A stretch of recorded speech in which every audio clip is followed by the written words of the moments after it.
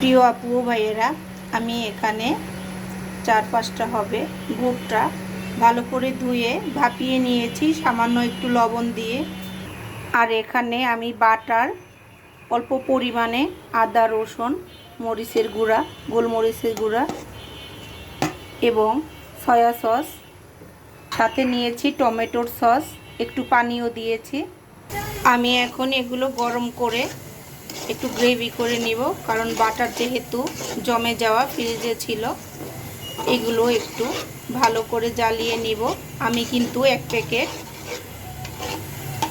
Maggi নুডলসের প্যাকেটও দিয়েছি। বাটারগুলো কিন্তু একদম গলে গিয়েছে। আমি এখন এটা তুলে নেব। আর এটা আমি কিছুক্ষণ জাল করে নিয়েছি। এই গ্রেভিগুলো আমি এখন ভুট্টার উপরে দিয়ে দেব।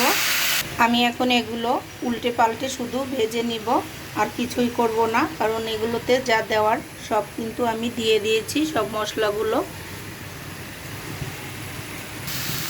এই যে দেখুন, আমি এগুলো ভেজে নিয়েছি খুব সুন্দর করে। ভুট্টা আসলে এগুলো কিন্তু একদম শক্ত ছিল না, এটা কিন্তু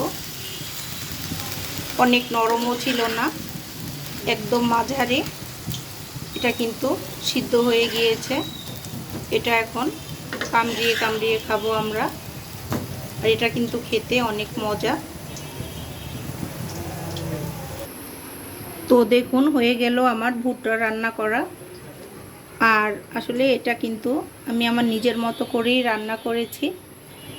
আপনারা এভাবে খেয়ে দেখবেন, এটা কিন্তু অনেক মজা। বা খেয়েছেন কি না, আর ভুট্টা কিভাবে আপনারা রান্না করেন বা বানিয়ে খান সন্ধ্যার নাস্তায়, সেটাও জানাবেন।